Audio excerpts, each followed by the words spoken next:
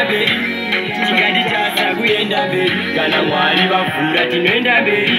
Ipapo tinomhanya tinoenda mberi. Ndipeiwa simba nengoni munzira yangu panese zvinobata. Vavengi voshaye simba munzira yangu panese zvinobata. Ndimiminovhuremedo kana ndariona rakavhurika ndokandasko ndobvara raboa. Ndinonamuziya kuti ndakuenda kwavo. Chiripo chingatitasa kuenda mberi, chingatitasa kuenda mberi. Kana Mwari vavhura tinoenda mberi, ipapo tinomhanya tinoenda mberi. Chiripo chingatitasa kuenda mberi, chingatitasa kuenda mberi. Kana Mwari vavhura tinoenda mberi, ipapo tinomhanya tinoenda mberi. Pane makata pane materu, pazvinorwadza nyengetera manheru. Avamire kutumira kamweya yerima, iwe uri musango uri kuvhima. Saka chingomira kasemurume vakataura akaita udzidze kosi hakuna bofu rinotungamira rimwe bofu. Ipapo ndapedza. Saka acherereka Jamani ane duru rakafita ndifantani. Kana Mwari vavhura tinoenda mberi, ipapo tinomhanya tinoenda mberi. Chiko chingatitasa kuenda mberi, chingatitasa kuenda mberi. Kana Mwari vavhura tinoenda mberi, ipapo tinomhanya tinoenda mberi.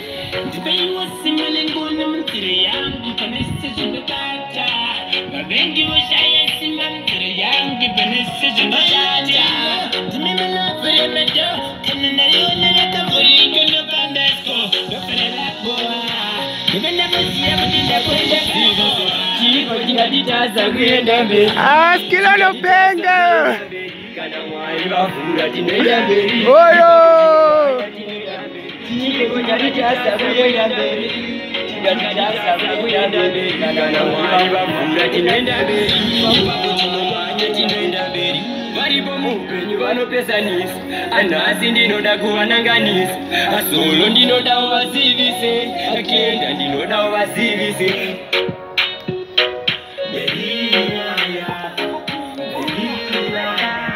Rume ndiye jitunia, itoka NSC, nekuwa video mazinia.